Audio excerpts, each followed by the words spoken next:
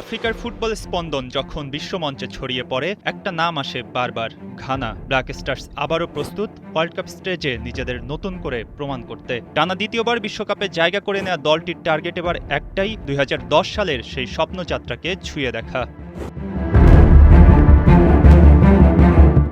ঘানার জনগণের স্মৃতিতে জ্বলজ্বল করছে ২০১০-এর দক্ষিণ আফ্রিকা বিশ্বকাপ। সেবার আফ্রিকার দেশটি পৌঁছে যায় কোয়ার্টার ফাইনালে, যা ঘানার ইতিহাসের সেরা অধ্যায়। তারপর এসেছে হতাশা ২০১৪ ও ২০২২, দুবারই গ্রুপ পর্বেই বিদায়। কিন্তু এবার গল্পটা ভিন্ন, তারা ফিরেছে নতুন বিশ্বাস, নতুন নেতৃত্ব আর সেই পুরনো ক্ষুধা নিয়ে।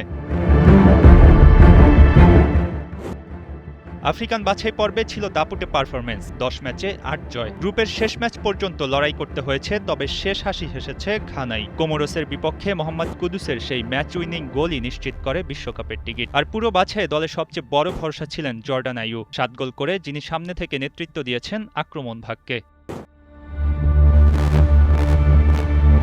তবে এই গল্পে সবচেয়ে বড় মোড় এসেছে ডাগআউটে। বিশ্বকাপ শুরুর ৭২ দিন আগেই ঘানার কোচ অটো আদ্দোকে ছাঁটাই করে দেশটির ফুটবল ম্যানেজমেন্ট। গত মার্চে প্রীতি ম্যাচে জার্মানির বিপক্ষে ২-১ গোলে হারের পর এসেছিল এমন সিদ্ধান্ত। এরপর অভিজ্ঞ পর্তুগিজ কোচ কার্লোস কুইরোজের হাতে তুলে দেওয়া হয় ঘানার দায়িত্ব। ৭৩ বছর বয়সে এসে এই পর্তুগিজ কোচ নিয়েছেন নতুন চ্যালেঞ্জ। বিশ্বকাপ তার জন্য নতুন কিছু নয়, পর্তুগাল ও ইরানকে নিয়ে ৪ বার এই মঞ্চে দাঁড়িয়েছেন। এবার লক্ষ্য ঘানাকে নিয়ে ইতিহাস লেখা।